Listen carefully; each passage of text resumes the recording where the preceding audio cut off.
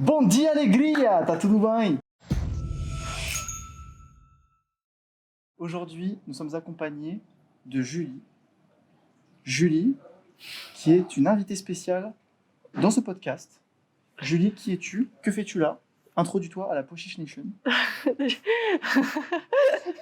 Que Déjà- fais-tu ici? Déjà, je suis chez moi, donc c'est toi qui es mon invité. Je te reçois dans ma demeure. Donc, je suis Julie, je suis, je suppose qu'on peut dire influenceuse Ok, dans le domaine du bien-être on peut dire ça, oui. Quand même. et entrepreneuse. Voilà. Très bien. Et donc, dans le domaine du bien-être, Mhm. tu parles beaucoup yoga sur ta chaîne? Oui. On mettra la chaîne Happy and Good. Mhm. Tu parles beaucoup yoga. Est-ce que tu es prof de yoga? Est-ce que tu es... Oui, je suis prof de yoga depuis 2 ans. Ok, J'ai passé mon diplôme de prof de yoga à Bali. d'accord. Donc avant ça, pas de yoga. Avant ça, je faisais un petit peu de yoga, D'accord. mais tout doucement, j'ai commencé à m'y mettre. Et c'est vraiment quand je suis arrivée à Bali pour faire cette formation D'accord. que ça a été un peu une révélation pour moi, le yoga. J'ai commencé vraiment à comprendre ce que c'était le yoga et à Mhm. aimer. Et du coup, qu'est-ce que c'est le yoga pour toi? Le yoga, ok. T'as combien de temps devant toi là? Donc le yoga, en fait, c'est une philosophie de vie. Mhm. Le yoga, ça contient plusieurs branches, en fait. C'est pas simplement les asanas, donc les postures. Mhm. C'est aussi la façon de se comporter, Mhm. la façon de penser, Mhm. la façon d'être dans ce monde avec les êtres qui nous entourent. C'est aussi des exercices de méditation, de respiration Mhm. et des postures de yoga. Donc en fait, c'est un ensemble. Le yoga, c'est une philosophie de vie qui regroupe tout un tas de paramètres en fait que l'on associe et que l'on embrique et pour parvenir au but ultime du yoga qui est de devenir maître de son esprit, master your mind. D'accord. Donc c'est la quête de soi, le yoga. Oui. Et c'est beaucoup de méditation aussi. Beaucoup de méditation, de respiration. Respiration pour revenir dans le moment présent. Oui. On a beaucoup... Accorder son esprit à son corps. Et est-ce que tu as des moments où tu fais ça autre que lorsque tu pratiques le yoga? Le retour à soi, la reprise de conscience? Tout le temps.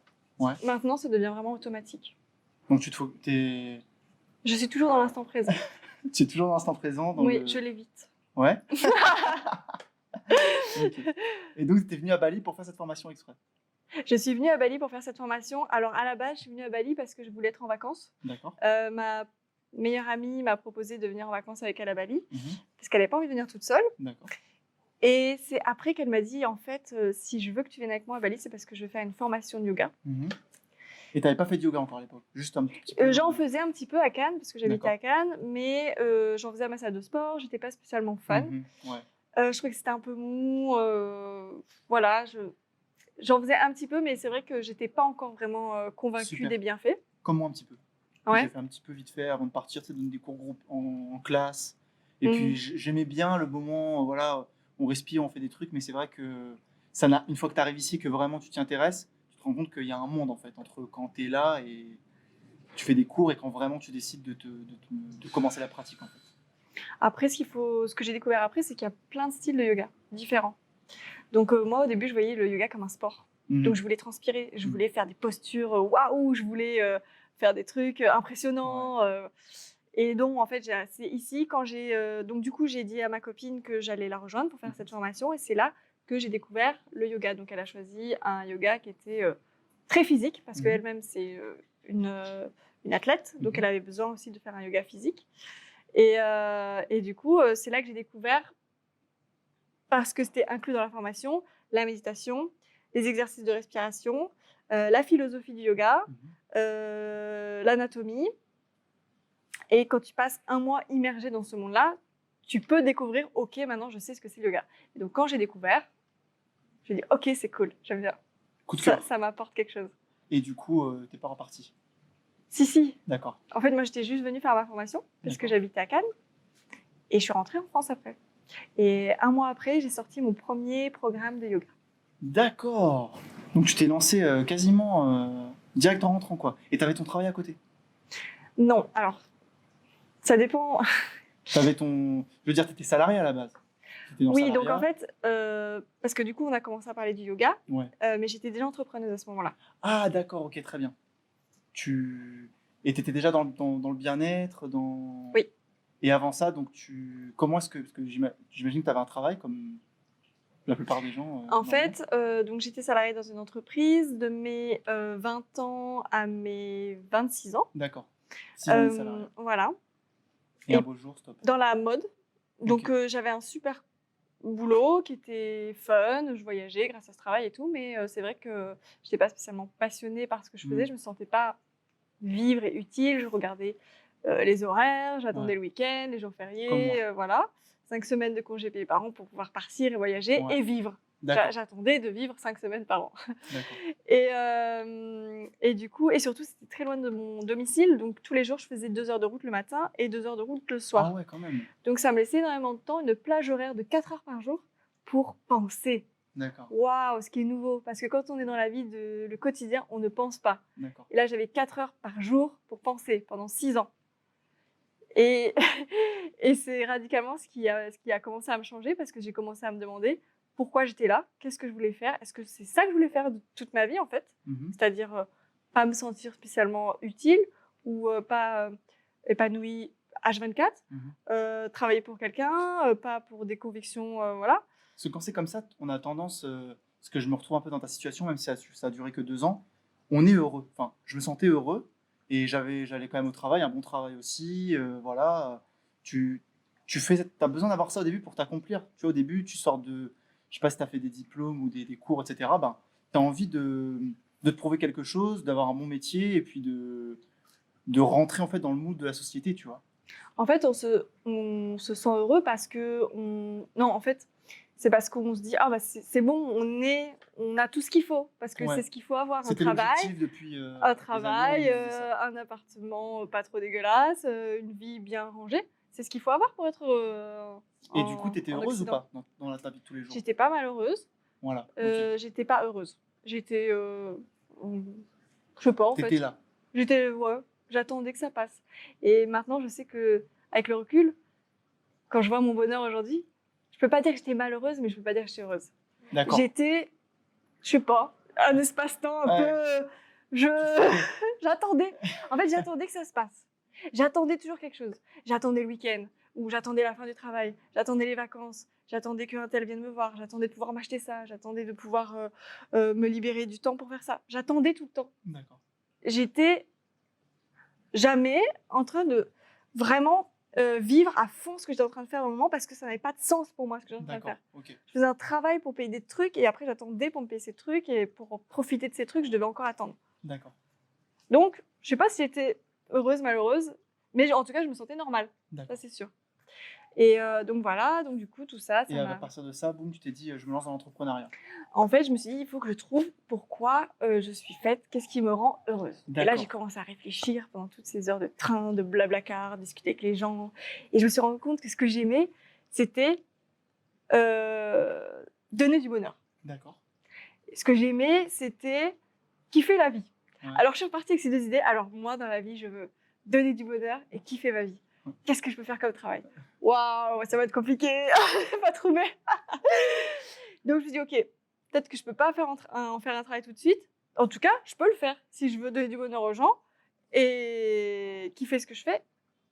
Tu peux commencer. Je peux le faire. Je n'ai besoin de rien concrètement. Ouais. Pourquoi j'attendrais Allez, c'est parti, je le fais. Donc, du coup, j'ai créé un blog qui s'appelle Happy and Good. J'ai pas eu le temps de m'en occuper parce que je travaillais énormément, donc c'est un peu tombé à l'eau. Et c'est une amie un jour, un an après, qui me dit « Julie, au fait, ton blog, t'avais commencé des trucs, mais tu fais plus rien. » Je dis « Bah non, j'ai pas le temps. » Et puis voilà, la flamme était redescendue. Ouais.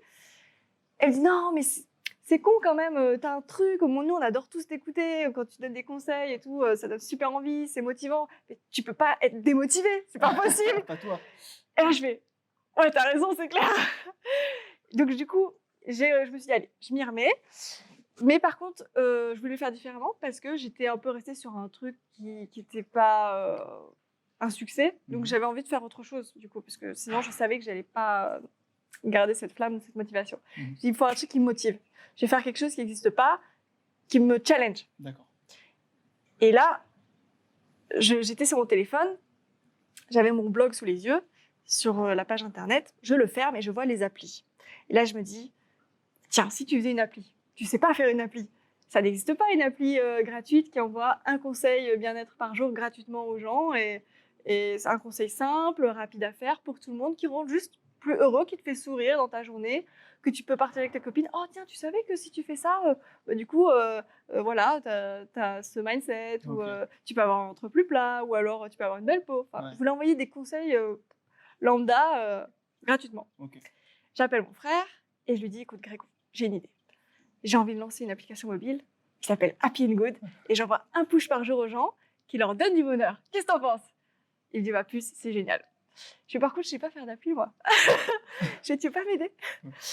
Il me dit, allez, ok, on relève ce challenge ensemble.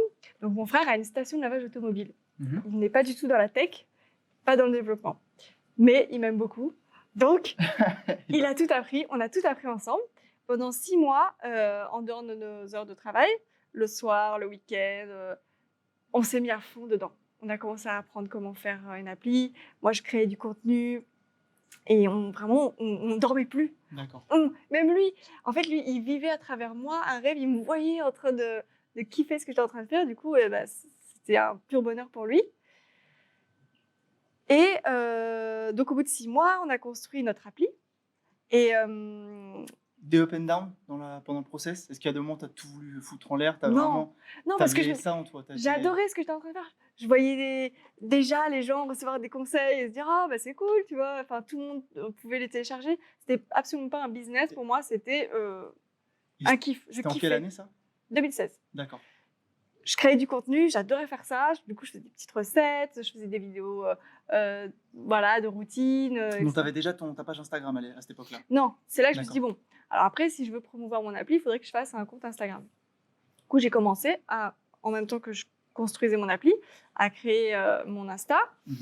Et 6 mois après, donc, je lance mon application le 5 janvier 2016. D'accord. Et ce jour-là, j'apprends que je suis licenciée de mon travail. Bravo, félicitations. Ouais.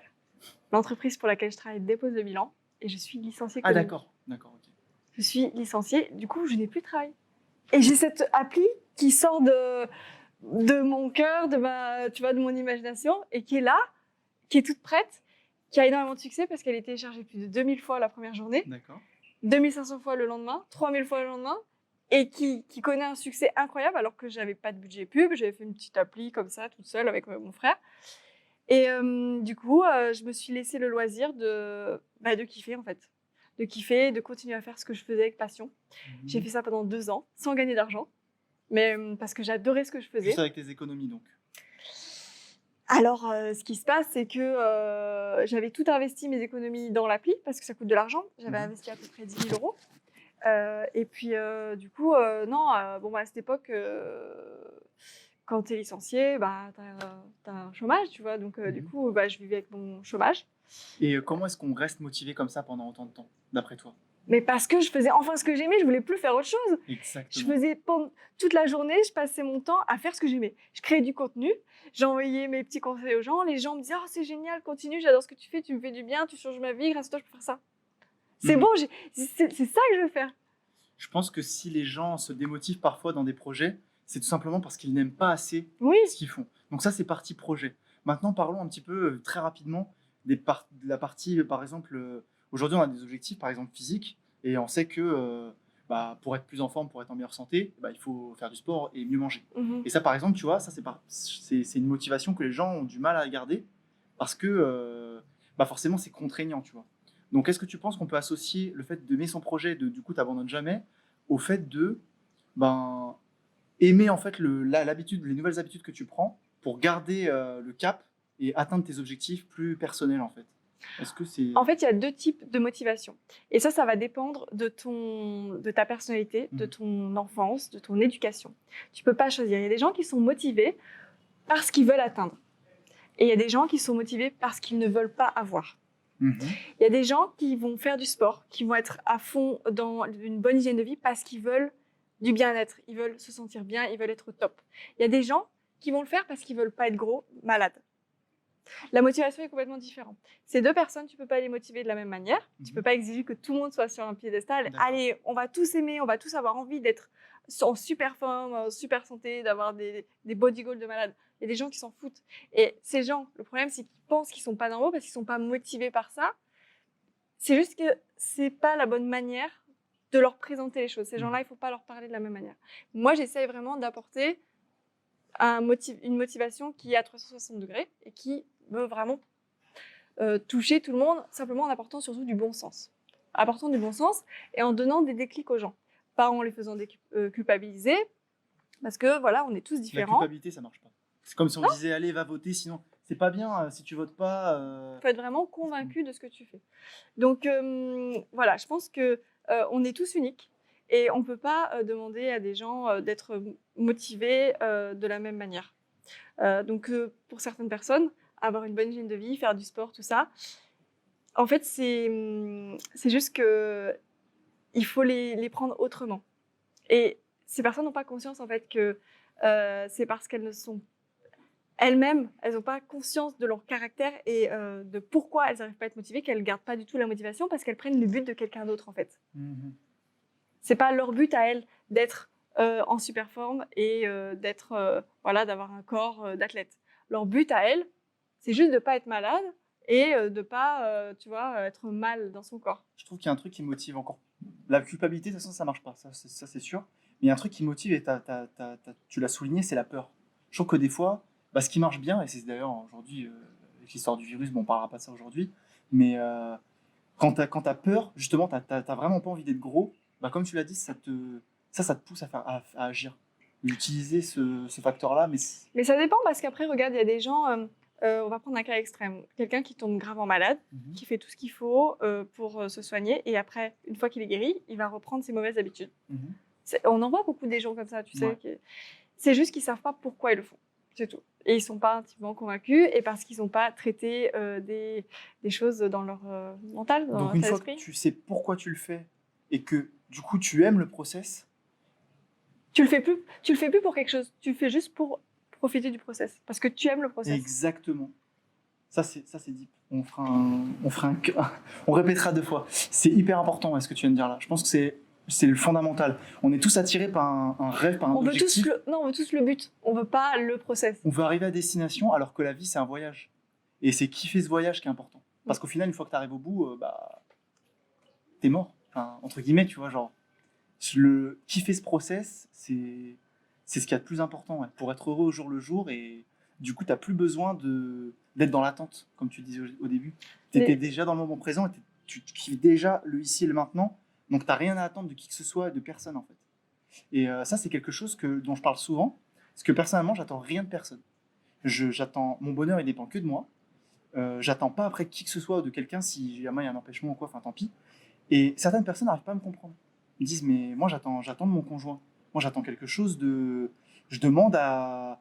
Ouais, souvent l'histoire du conjoint, j'attends que mon conjoint il ait des attentions pour moi, j'attends que cette personne que tu payes ou autre, elle fasse quelque chose pour moi, tu vois. Et je trouve que c'est pas un bon état d'esprit. Je trouve qu'on devrait rien attendre de personne d'autre à part de soi-même. Et c'est comme ça qu'en fait tu prends vraiment le contrôle de ta vie.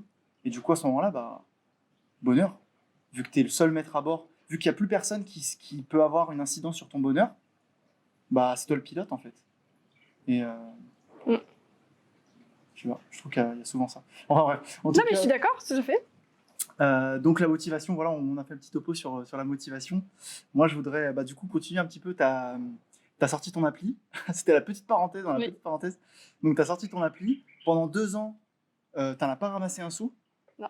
Et même tout le monde me disait, mais comment tu vas gagner de l'argent? Je sais pas. En fait, c'était pas Je savais qu'un jour il va falloir qu'il fallait que j'y pense. Mais pour la première fois de ma vie, j'aimais ce que je faisais sans. Voilà, j'attendais rien derrière. Du coup, j'étais déjà contente. Et pour la première fois, j'avais ce sentiment de satisfaction, de contentement, d'épanouissement, de développement. Et voilà, j'étais contente. Et du coup, tu écrivais tous les jours un petit message pour les gens. J'ai passé ma journée à ça. Je pense que j'ai travaillé, entre guillemets, pendant cette période 20 heures par jour. Je dormais plus. Ah ouais? J'étais excitée. Je me couchais à 3 heures du mat, je me réveillais à 7 heures. J'étais là, oh, vite, il faut que je fasse ça, il faut que je fasse ça. Je suis Ouais. devenue une autre personne. Et Ça quand a c'est changé comme ma vie. ça, Du jour au lendemain, j'étais plus. Déjà, même, j'étais du matin. J'étais devenue une personne du matin. C'est dingue. Alors que je détestais ça avant. J'ai même arrêté l'école parce que j'aimais pas me lever le matin. ouais. J'étais du matin. J'étais une personne super énergique alors qu'avant, j'étais tout le temps fatiguée. J'étais plus jamais malade alors qu'avant, j'étais très fragile. Ouais. J'étais devenue optimiste. J'étais devenue drôle, souriante. Enfin voilà, ma vie a changé. Du jour où j'ai commencé vraiment à, petit à petit, aimer ce que je faisais, quoi. Ok. Et après les 2 ans, du coup, là, tu as commencé Et donc, à... après les 2 ans, donc j'ai passé ma formation de yoga. Et donc, je me à suis... Bali. À Bali. Ok. Et du coup, j'ai commencé à sortir des programmes À travers l'application, du coup. que je vendais, oui, à travers sur un site, sur mon Mhm. site. Et du coup, Que sur t'as mes réseaux construit en sociaux. parallèle. Pardon. Oui, j'ai fait mon Ok. site internet, etc. Et puis, du coup, j'ai commencé à créer mes programmes en ligne, à devenir ambassadrice pour des marques. J'ai été contactée pour des super projets. J'ai fait des conférences, j'ai fait des émissions, j'ai fait de la radio, j'ai fait plein de trucs. Enfin, plein de trucs qui sont arrivés les unes après les autres. Et voilà. Et là, tout a démarré pour toi. Du coup, là, à partir de là, tu t'es plus jamais arrêté. Non. Là, ça a été le déclic. Un programme, deuxième programme. Oui, après, je dis, ah bah, j'ai envie de faire ça, et puis maintenant, j'ai envie de faire ça, j'ai envie que les gens aient tout. Donc, je passe beaucoup de temps à créer du contenu parce que j'adore ça. Mhm. Et là, maintenant, c'est très bizarre parce que avant, je savais pas grand-chose. Et on va dire que je distribuais beaucoup. Mhm. Et maintenant, je sais beaucoup plus et j'ai envie d'apprendre. Là, je suis dans une année d'introspection et je me rends compte, tout ce que j'ai donné, ça sortait de mon cœur. Mhm. Mais maintenant, plus j'apprends, plus je sais, plus je réfléchis avant de donner. Parce que je suis consciente de l'impact que ça peut avoir. Et moi aussi, je suis consciente à quel point j'ai encore plein de choses à apprendre. Donc là, cette année, je suis vraiment plus dans une introspection et j'adore apprendre. Je passe beaucoup de temps à expérimenter. Donc depuis le 1er janvier, je me suis fixé mes propres règles. Mhm. C'est-à-dire que tous les jours, je fais quelque chose de nouveau ou qui me met en dehors de ma zone de confort. Mhm. Comment tu fais ça? Tous les jours? Tous les jours. C'est-à-dire que tu vas parler Dès que des j'ai une inconnus. idée, non, mais dès que j'ai une idée, voilà, tiens, ça j'ai jamais fait, je vais le faire différemment. Ça me fait peur, j'y vais. Et depuis, il m'arrive que des trucs de fou. Ah ouais? Que des trucs de fou. Ah, mais vraiment, ma vie, je te jure, depuis janvier, depuis le 1er janvier, je fly. C'est un truc de fou. Il m'arrive que des trucs de fou. Dans le positif. Et pour moi, de toute façon, il n'y a pas d'expérience négative. Il n'y a que des résultats qu'on veut ou non. À travers ça, je cherche surtout à apprendre. Donc j'apprends, donc c'est positif. Je pense que dans tous les cas, il faut qu'on reste dans cet état d'esprit-là d'apprentissage. Parce qu'au final, comme tu l'as dit à juste titre, c'est vraiment ce que je traverse ça aussi un petit peu en ce moment, c'est que plus tu veux creuser un sujet, par exemple même le yoga, tu vois, tu fais tes 200 heures de yoga, ça y est, t'as ta certif, t'es prof, bah en fait c'est là que tu te rends compte que tu sais rien et qu'en fait t'es encore... Exactement. Alors qu'au début tu commences, tu dis ah ouais j'ai commencé le yoga. C'est bon, j'ai compris, j'ai allez, fait je suis en programme. Et en fait, plus le temps passe et plus tu te dis qu'en fait tu sais rien, notamment je suis un peu dans le domaine de la nutrition beaucoup. Et en fait, ouais, c'est ça. Plus tu apprends et plus tu te rends compte que tu sais rien. Donc, comment est-ce qu'aujourd'hui, des personnes qui peuvent, par exemple, faire un métier, par exemple, je sais pas, même si tu es pharmacien ou que sais-je, bah, tu peux dire ça y est, j'ai mes acquis, j'ai mon diplôme. Aujourd'hui, c'est ça, tu es dans ta société, j'ai mon diplôme, ça y est, je vais dans mon boulot, je sais faire des trucs. Et bon, maintenant, il y a de plus en plus de formations. Je dis pas, j'étais dans une entreprise qui formait beaucoup ses employés. Mais c'est vrai qu'on a quand même cette tendance-là à oublier que faut qu'on apprenne toute notre vie, en fait. Il y a plein de gens qui s'arrêtent d'apprendre après l'école. Qui se disent, bon, c'est bon, j'ai terminé ma corvée, pas besoin d'apprendre plus. Mais sauf qu'on a besoin d'apprendre la vie. Exactement. Il y a ça et ce côté-là aussi, rentrer chez soi le soir. Parce qu'en fait, personnellement, j'ai construit là, le compte que j'ai totalement de mon temps libre, en fait. Parce que j'allais bosser et je rentrais le soir, j'allais faire mon sport. Et après, en rentrant du sport, je faisais du contenu. Et ça, c'est ce que j'invite. Enfin, après, je veux pas que les gens burn out ou quoi, mais je veux juste transmettre que tout est possible aujourd'hui. Et toi, tu as encore la preuve vivante que c'est possible. Genre, tu t'es motivé. Là, voilà, pendant 2 ans, tu as tout donné. J'ai tout donné, Et, j'ai tout investi. Moi, j'avais pas d'argent, j'avais peanuts. J'ai dit, mais ma seule récompense pendant l'année, c'est que je pouvais voyager pendant mes vacances. Et c'était tout mon budget qui passait dedans parce que je gagnais à peine le SMIC. Hein. Et, mais j'ai pas eu peur parce que je me dis, moi, j'aime faire ça. J'ai mis toutes mes petites économies. Alors que je savais que ça allait pas me rapporter de l'argent derrière. Mais tu vois, ça c'est très important, c'est ce que tu viens de souligner, parce que les gens, il y a souvent, les personnes me disent, Marc, j'ai pas d'argent, tu vois. Mais c'est les premiers à aller tacler le McDo, à aller au resto, à acheter des trucs totalement débiles, bah, je sais pas, des montres, des trucs, une paire de chaussures hors de prix, des lunettes hors de prix, enfin, des trucs qui au final servent à rien du tout, à part peut-être impressionner des gens qu'au final ils n'aiment même pas, ou juste pour satisfaire un peu l'ego. Alors qu'en fait, tout cet argent et tout ce temps, au final, bah, il pourrait être minutieusement investi aujourd'hui, et c'est ce que je dis beaucoup, bah, dans un projet qui te tient à cœur. L'argent, au lieu de le mettre, bah, cette année, tu pars pas en vacances, au lieu de partir te faire un grand voyage, bah, tu vas un peu moins loin, mais tu réinvestis tout dans ce projet qui te tient à cœur. Et si tu fais ça pendant 1 ou 2 ans comme tu l'as fait, comme je l'ai fait, bah, il peut se passer des trucs de ouf en fait.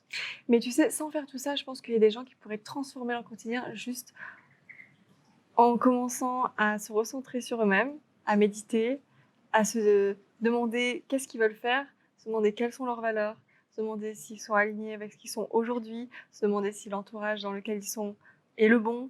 Et ça, sans faire des trucs, waouh, ouais, je vais devenir entrepreneur, je vais devenir millionnaire. Je vais monter le Snapchat, le prochain Sans tout Snapchat. Sans tout ça, tu peux déjà transformer ta vie. Moi, ce qui m'a transformé ma vie, je te dis honnêtement, c'est la philosophie du yoga, c'est la méditation.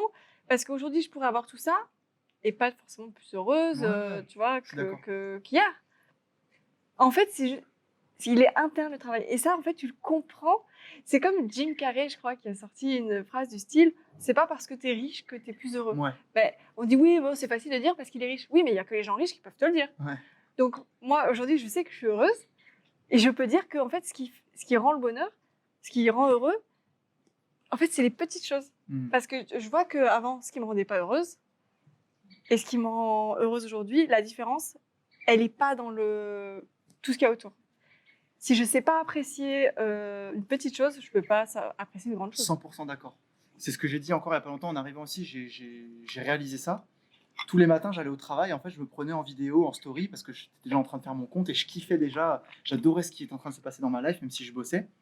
Et tous les jours, voilà, j'étais hyper heureux, je me prenais une petite histoire, je vais au travail, les gars. Tu sentais déjà la transformation, quoi. Voilà, c'est ça, les gars, kiffez vos lives et tout. Et les gens étaient vachement motivés et tout. Et quand je suis arrivé ici à Bali, moi, dans ma tête, naïf, je me suis dit, waouh, ta vie va changer. Ma vie, ça va être ouf, ça va être incroyable et tout. Et en fait, je me suis rendu compte que pas du tout. Que limite, j'étais aussi heureux sur mon vélo à Barcelone, en train d'aller au travail voir mes collègues, parce que j'étais déjà dans le process de ce bonheur-là, que ici, le matin, en me levant, en disant, bah, ça y est, je me suis libéré du monde du travail. Tu le vois, t'as des gens, ils viennent à Bali, c'est merveilleux, et ils sont là. Ouais, bah c'est cool, enfin, tu vois, ils sont pas heureux. Alors, que ces vacances, ils en ont rêvé toute une vie, et ils arrivent ici, et en fait, ils se rendent compte. Ouais, bah c'est cool, mais en l'intérieur, tu sens pas l'enthousiasme, la joie, le truc. Donc voilà, sans forcément vouloir quitter son mari, quitter son boulot, changer de vie, aller partir vivre au soleil, gagner des millions d'euros.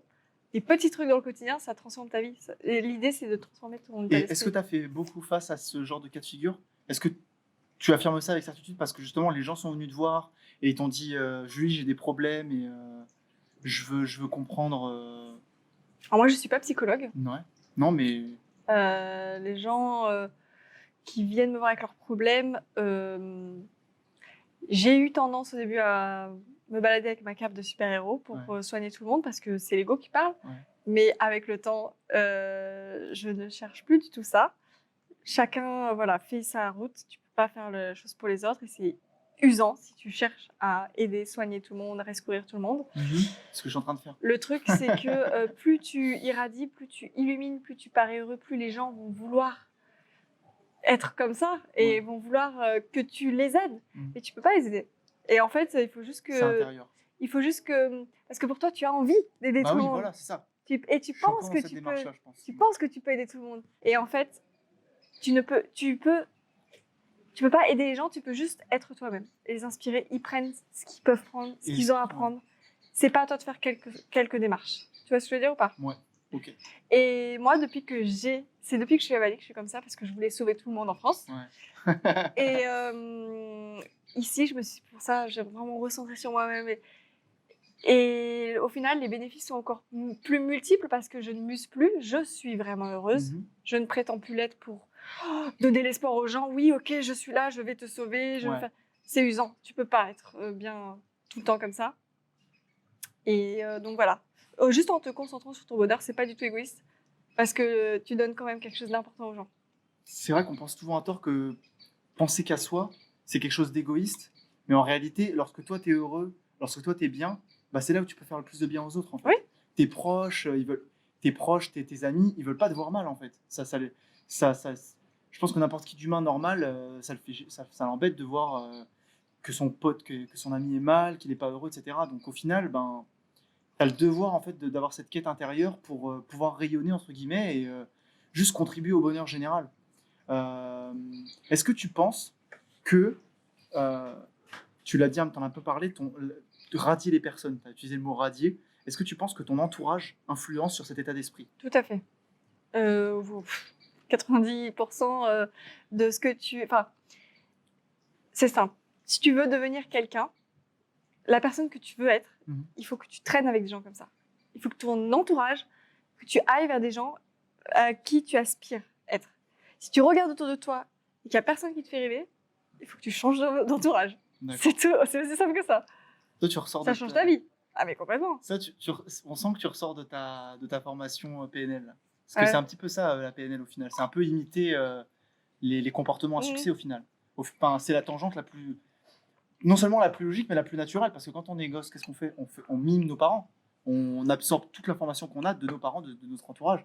Et en fait, ça, c'est un peu reprendre ça. C'est mimer les comportements de succès, avoir l'entourage qu'il faut. Je donne un exemple. Je suis parti à Barcelone, du coup, c'était il y a 3 ans quasiment. Et quand je suis allé à Barcelone, que je suis parti loin de mes amis, loin de ma famille, je me suis retrouvé face à moi-même. Marc, qu'est-ce que tu veux faire le reste de ta vie? Et là, j'ai commencé à m'intéresser à l'alimentation végétale, c'est là que j'ai lancé un petit peu le coaching en ligne, etc., sans me soucier du jugement des autres, parce qu'évidemment, tu te fais pointer du doigt de loin. Ouais, pour qui se prend Marco? Ça y est, la Barcelone, le mec, ça y est, il se lance sur les réseaux, il commence à mettre des photos, etc. Mais en réalité, ce qui s'est vraiment passé, c'est que, et mes amis, je vous aime, attention, c'est que j'étais tout seul face à moi-même, mon environnement, d'un seul coup, c'était qui? C'était me, myself and I, et les personnes que j'avais envie de... Tu pouvais être qui tu voulais, en fait. Voilà, Quand exactement. tu changes d'environnement, c'est pour ça que moi, je suis venue à Bali du jour au lendemain. Je suis pris ma valise, je suis venue en vacances et je dis « Ah, je suis bien ici, je reste. Pourquoi je rentrerais ?» Et pareil, j'adore mes amis, je les aime, mais ici, il y a une énergie, je rencontre des gens qui sont comme moi. Et ben, c'est exactement la raison pour laquelle on en parle hors caméra, et c'est la raison pour laquelle je suis venu aussi. J'étais bien à Barcelone, j'étais ma foi heureux et j'avais mon travail, mais à un moment je me suis dit je peux faire plus, je peux être plus, et c'est parti en fait.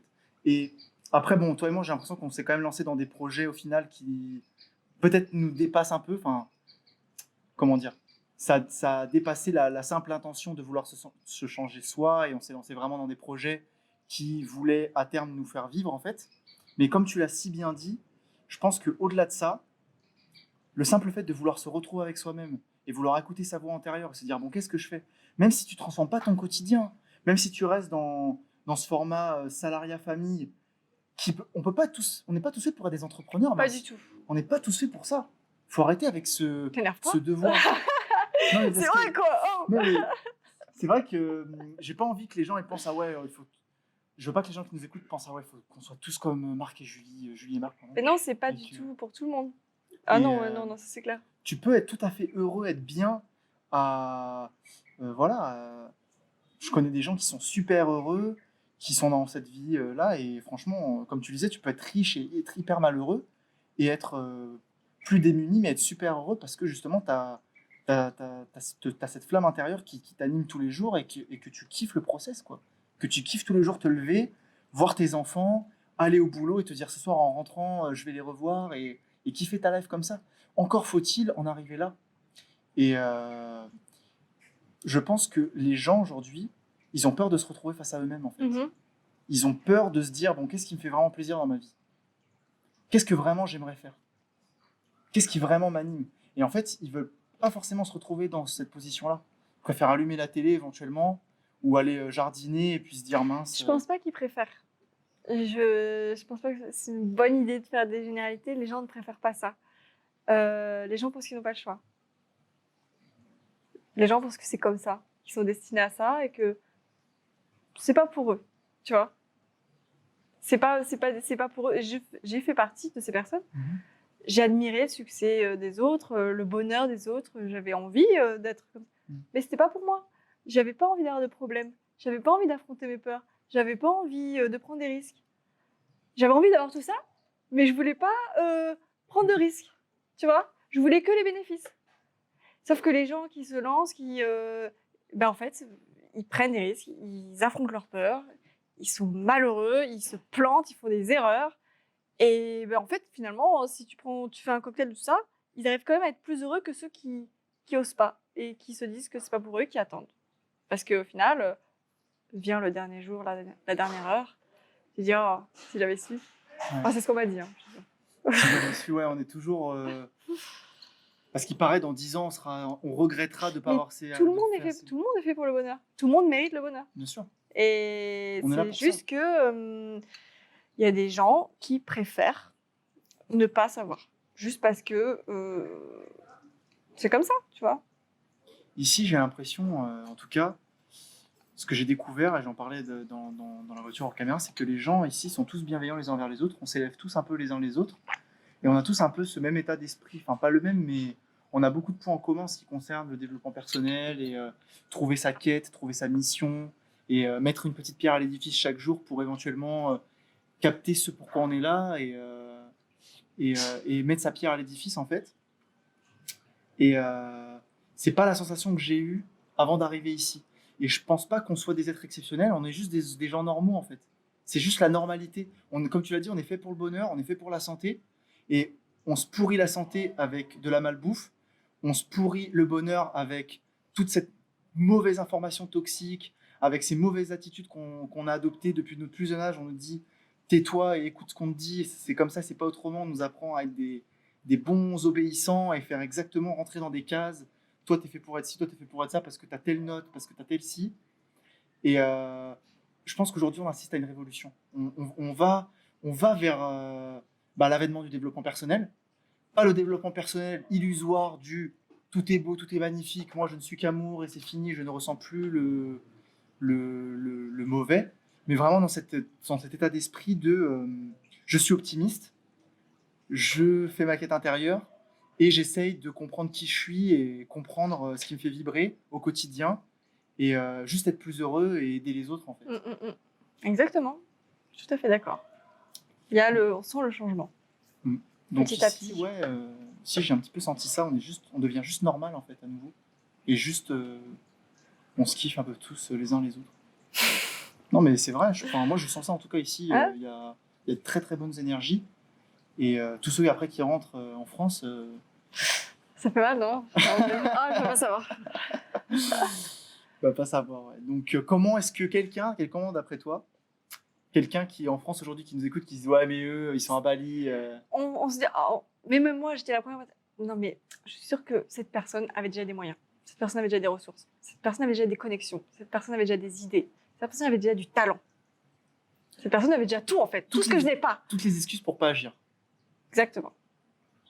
J'ai fait partie de ces personnes. et en fait, non. Le secret. Est-ce que tu veux que je te dise? Le secret, dis-moi le secret. Est-ce qu'ils m'entendent ou pas? Oui, il faut qu'ils entendent. Ok, bon, je partage mon secret. Non, le secret, je pense qu'il faut se rendre compte juste que c'est confortable pour personne. Pour personne, c'est confortable de sortir de sa zone de confort. Peu importe d'où tu viens, qui tu es. On a tous notre zone de confort et on a tous notre zone d'inconfort. Tous. Que tu sois riche, pauvre, beau, moche, gros, mince, peu importe. On a tous cette zone dans laquelle on se sent à l'aise, on a nos habitudes, peu importe les limites. C'est ta zone. Dès que tu as la zone d'inconfort, en fait, c'est soit tu restes dans ta zone et tu te contentes de ce que tu as, tu mènes ta vie comme ça. Et on est d'accord que tu n'auras pas d'autres résultats, à moins d'un miracle, à moins de gagner au loto, et c'est d'ailleurs pour ça que les gens jouent au loto. Voilà. Et en fait, le seul moyen, si tu veux d'évoluer, de voir ce qu'il y a dehors, c'est de te pousser dehors. Mais c'est confortable pour personne. Il y a des gens qui sont très riches, qui sont beaux, qui sont successful, mais parce que, par exemple, ils sont nés dans une famille qui était déjà très aisée et que ils ont des gènes incroyables et qu'en plus de ça, ils sont gentils, ils sont intelligents. Mais derrière, si ces personnes ne cherchent jamais à se pousser en dehors de leur zone de confort, est-ce que tu penses qu'ils vont connaître l'état de satisfaction, l'état de fierté, de faire quelque chose qui est difficile? Parce qu'on a besoin de faire des choses difficiles pour être fier. Tu vas jamais être fier d'avoir déplacé une chaise. C'est limite, je vais pas dire que c'est plus dur, mais c'est vrai qu'en final, être né dans une famille riche aujourd'hui, ça peut être aussi vu comme un handicap. Quand tu n'as rien à perdre, quand tu viens des bas-fonds entre guillemets de la société et que tu as la niaque, tu as envie de changer les choses, tu as limite aujourd'hui plus de mérite que quand tu arrives et que tu as déjà tout est déjà donné. On te dit va là-bas, tu y vas, et en fait, parce que tu as déjà toute cette possession, toute cette richesse entre guillemets. Je pense à tous les niveaux, il ne faut jamais comparer les gens. À tous les niveaux, il y a des peurs, il y a des risques. Et ils sont aussi importants, ils sont aussi flippants pour les gens qui sont modestes que les gens qui sont riches. La prise de risque, c'est la prise de risque qui fait qu'on prend des risques et on obtient un résultat de satisfaction ou pas. Et c'est la base en fait que tu commences à construire ton bonheur. Parce que du coup, de la satisfaction d'avoir fait quelque chose, d'avoir relevé un défi, tu prends confiance en toi. Tu gagnes en estime de toi. Tu sens que tu as ton importance ici. Les gens commencent à s'intéresser à toi, tu rayonnes, tu as une bonne communication. La base du bonheur, c'est la communication avec les autres. Si tu n'as pas de communication, de bons rapports avec les autres êtres humains et que tu es seul, tu peux avoir tout. Tu peux être au sommet, mais être seul. Et il n'y a rien de pire. Tu n'as pas non plus cette richesse de partager, d'expérimenter le bonheur à plusieurs. Tu vois. Tu ne dois pas être dépendant. L'idée, c'est d'être interdépendant. D'être heureux seul, d'être heureux avec les autres. Tout est une combinaison. Donc moi, j'aime pas comparer les gens. D'accord. Peu importe d'où ils viennent. Tu as une peur, tu as une peur. Ta peur n'est pas plus grande que la mienne. Si moi, par exemple, ma peur, c'est les migales, mais que c'est ma peur extrême, elle n'est pas plus incroyable que toi, ta peur de l'eau. On ne peut pas, tu vois, comparer. C'est ta peur, c'est ma peur. Okay. Donc, si j'ai un conseil aux gens à donner, c'est de comprendre que quand quelqu'un a peur, peu importe ses problèmes, ses ressources, etc., s'il a peur, il a peur. Et donc, personne n'a plus d'atouts que personne face à ses peurs. La seule chose qui peut faire évoluer les gens et qui peut leur faire passer un stade au-dessus, c'est d'affronter leur peur et de se lancer. Et d'oser, de voir, d'être curieux. Oser parler, oser intervenir. Parce que ça aboutira toujours sur quelque chose qui va leur amener quelque chose, qui va leur donner une confiance en eux, une estime en eux, une connexion avec quelqu'un, qui va construire quelque chose. C'est juste ça. Et du coup, ça, c'est un état d'esprit d'après toi? Oui. Et est-ce que tu crois en la loi de l'attraction? Je crois en la loi de l'intention. Quand tu mets une intention dans quelque chose que tu fais, pour moi, ça me parle plus que l'attraction, tu vois. L'attraction, on est encore trop dans l'attente. C'est encore j'attire à moi. Ouais, je manifeste, tu vois, après j'attends. Ouais. Moi, c'est l'intention. Je mets l'intention dans tout ce que je fais. Après, on voit si ça paye ou pas, maintenant ou plus tard, peu importe. J'aime mettre une intention dans tout ce que je fais. Voilà. Très bien. On pourrait terminer le podcast là-dessus, mais j'ai 2 questions que j'adore poser. Vas-y. La première, c'est quel livre recommandes-tu? Si tu avais un livre à recommander, le plus important, ce serait quoi? Et pourquoi? Un seul? Un seul. Le plus important, ton meilleur bouquin. Ta meilleure value aujourd'hui, tout de suite. Bon. Oh. Je suis balance. Tu me demandes de choisir. J'ai l'impression que je joue ma vie. Je savais que ça allait arriver à un moment de cette histoire. Ok, alors je vais te sortir le premier que j'ai lu et qui m'a un peu éveillée. D'accord. L'Alchimiste. Ah, j'adore. J'adore L'Alchimiste, je l'ai lu en une journée. Parce que voilà, il est simple, il est accessible et il m'a donné... Oh tiens, il existe quelque chose sur cette terre, je peux réfléchir. Ça me donne des idées, tu vois. Tu vois, en fait, c'est celui qui m'a pas semblé trop compliqué. Ouais, c'est vrai. Qui m'a donné vraiment quelque chose, tu vois, j'avais de la nourriture pour mon cerveau, ça m'a fait du bien, ça m'a ouvert vers d'autres horizons et c'est ce qui m'a donné envie de me développer. D'accord. Donc peut-être que pour moi, c'est l'élément déclencheur, le décisif. D'accord, super. Et du coup, vu que ce livre-là, tout le monde l'a lu, Lequel tu recommandes en deuxième? Ah, j'ai un deuxième choix. Ok.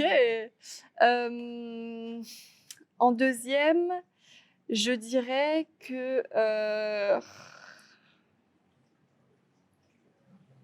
T'aurais pu m'envoyer cette question avant parce que, en fait, je pèse les pour et le contre. J'aime bien le livre. Tu connais Trembler mais oser?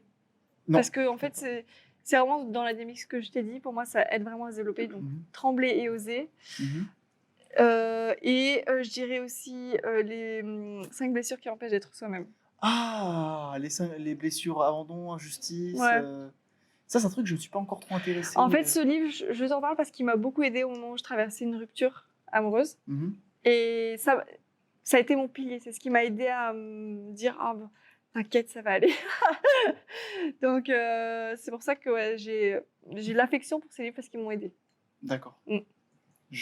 Faut absolument que je me renseigne parce que j'entends parler de ce livre partout et ces blessures là, et moi j'en sais rien, tu sais, je fonce tout le temps. Bah, moi, j'ai eu le livre entre les mains, je me dis blessure, mais je ne suis pas blessée, pourquoi Ouais. ça ne me parle pas? Ouais. Et en fait, Mais c'est mon ami qui me l'a donné, qui m'a dit tiens, cette nuit j'ai fait un rêve. Mon ange m'a dit qu'il fallait que je te donne ce livre. Il faut que tu le lises. J'ai dit ah bon? Ton ange? comment ça? Tu es perché? Mais j'ai dit ok, je l'ai lu. Et un mois après, j'étais très contente de l'avoir lu parce qu'un mois après, du coup, j'en ai eu besoin. D'accord. Et il est arrivé au bon moment en fait. Si j'avais pas lu, si j'avais pas eu cette personne, je n'aurais jamais acheté ce livre, je n'aurais jamais ouvert ce livre. Et alors, juste pour nous teaser encore un peu plus, tu comprends qu'en fait, finalement, tu as peut-être une blessure en toi et tu On a comprends tous des pourquoi. blessures. On a tous des blessures que l'on est venu sur cette terre pour guérir. Ah oui, d'accord, carrément. Donc moi, je suis blessé aussi. Ouais. Kane, t'entends ça, là, c'est de la provoque. Hein. Non, je plaisante. Non, mais ok, très bien, je vais essayer de me renseigner. Ok. L'avant-dernière question, non, c'est la dernière. La dernière question. Si tu devais te donner un conseil à Julie d'il y a 10 ans, qu'est-ce que tu lui dirais? Si tu l'avais Un en face de conseil? toi. Ouais, le meilleur conseil. Genre, si tu te téléportes dans le passé et tu as une phrase à lui dire, en gros, qu'est-ce que tu lui dirais et pourquoi? Je dirais crois en toi. Parce que je croyais pas du tout en moi. Et ouais, crois en toi. Tu mérites. Ok. Je pense. Et tu disparaîtrais et la Julie serait là en mode qu'est-ce qui vient de se passer là? Ben oui, parce je pense qu'il y a beaucoup de gens qui ont ce sentiment de je ne suis pas assez. Ouais. Et malheureusement, ça régit beaucoup de nos comportements, de nos actions. Et Inconscient. définitivement, je n'étais jamais assez. Je pense que... Et donc, du coup, voilà, je me dirais, tu es assez, crois en toi, et voilà. Ça, c'est fou. Je vais juste terminer là-dessus. C'est vrai que souvent, des fois, on sait qu'on est capable de faire les choses au fin fond, ou alors on doute, quoi, à la limite, on doute. Mais dès que quelqu'un te prend la main et te dit vas-y, fais-le, c'est rien. Hein. Mais quand on te dit ouais, t'es capable, vas-y, fais-le, t'as juste à le faire, ben, tu te sens beaucoup plus à même de le faire. Mais il y a des trucs super troublants parce que, je te donne un exemple tout bête, la semaine dernière, j'étais en cours de yoga, le prof explique un exercice de manière à ce que tout le monde ressente que wow, c'est difficile. Et là, personne n'y arrive. Et après, il dit non, mais c'est facile. Et il y a une personne qui arrive à le faire parce qu'elle se lance. Et en fait, derrière, tout le monde y est arrivé. Alors que c'était le même exercice. Ouais. Sauf qu'il a donné l'impression que c'était difficile. Tout le monde s'est dit oh, c'est trop difficile. Je ne peux pas. Ils ont essayé, ils ne sont pas arrivés. Après, tu as une personne qui a persisté, qui est arrivée, juste parce qu'elle a trouvé la technique, en fait. Et derrière, tout le monde y est arrivé. Ah oui, mais en fait, c'est super simple. T'imagines? Tout le monde dit non, mais genre, jamais je pourrais faire ça. Ça, c'est PNL de base au final. PNL de yoga. PNL de yoga. Yoga PNL, ouais. C'est dur, ça et plus personne n'y arrive. Et dès que tu dis en fait, regardez, ça, c'est facile. C'est ouais. Bon. Du coup, j'ai une dernière question bonus. Vu que là, on va te parler de la PNL. T'as fait une formation là il n'y a pas longtemps en PNL. Qu'est-ce que tu en as tiré vraiment? Si tu pouvais nous résumer ça en. De cette formation? Ouais. Je dirais que je suis fière de moi de l'avoir fait parce que c'est en anglais. D'accord. Et que je suis arrivée avec mes petites... mais encore que c'est vrai que je m'en suis délaissée depuis longtemps, mais C'était flippant pour moi. Il y a plein de trucs qui étaient flippants, mais bon, j'y vais quand même. Donc parler en anglais, faire des cours en anglais avec des gens, etc. Être en communauté pendant 2 semaines. Je suis quelqu'un d'assez, tu vois, j'aime bien être seule. Pour me retrouver, j'ai besoin de ça. Donc c'est une expérience à part entière, autant que l'apprentissage, la théorie, ce que tu apprends, c'est dingue. Ça change un état d'esprit. Ouais. J'étais en état de flow pendant 2 semaines dès que la prof ouvrait sa bouche. J'étais là, wow, j'adore ce qu'elle dit, j'adore être là, j'adore tout ça, je kiffe ça. Et rien que pour ça, je peux payer des millions. Parce que elle me fait kiffer en fait. Ouais. J'étais juste en mode, attends, pendant 2 semaines, je kiffe ce que je suis en train de vivre. Peu importe ce que je vais en faire derrière, peu importe. Donc l'état de flow que ça te procure, c'est génial. En plus de ça, tu apprends des trucs. Et c'est une expérience en toi-même, avec les autres. Et ça te donne de nouvelles opportunités derrière de travail, d'attitude pour toi.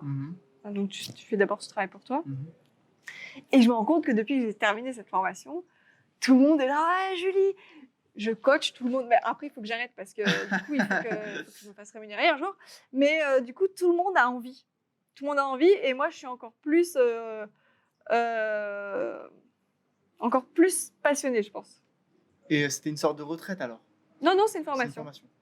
Et quand tu dis coacher, c'est-à-dire au niveau du mindset, juste l'état d'esprit Mais en fait, maintenant, j'ai des techniques, des méthodes précises, cadrées, expliquées, écrites.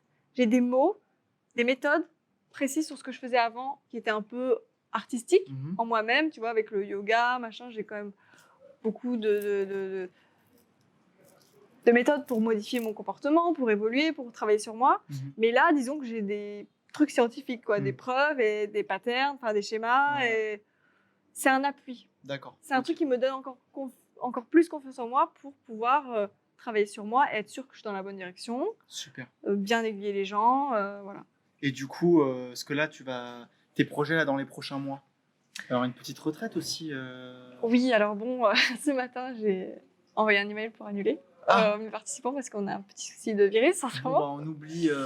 Mais je l'ai reporté pour octobre. D'accord. Et non, là, je vais lancer des sessions de coaching. Ah, d'accord. Définitivement. Personnel. Ouais. One-to-one. One-to-one. Ok, super. Voilà. Bon, bah super projet. Merci beaucoup, Julie.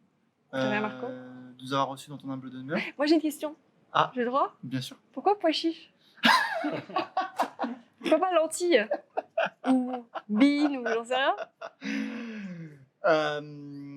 Alors ça, il faut demander à mes amis barcelonais. Il y en a un qui m'appelait par des prénoms, parce que j'avais pas ce prénom-là avant, j'avais Marco, je sais pas quoi. Et bah, au moment, il est arrivé, Marco Pois Chiche. Et j'ai trouvé ça super fun. D'accord. T'as dit je prends. Ouais, j'ai trouvé ça décalé, rigolo. Non? Enfin, ok, voilà. Ça va, j'ai ma réponse. Ouais. Ok. Marco Pois Chiche. Et puis, bah, il y a tout le domaine végétalisme, etc. Du coup, voilà. Merci de nous avoir écoutés. Passez tous une pure journée. On mettra le lien du Instagram de Julie à Piengood. Merci beaucoup et à très bientôt. Merci à toi.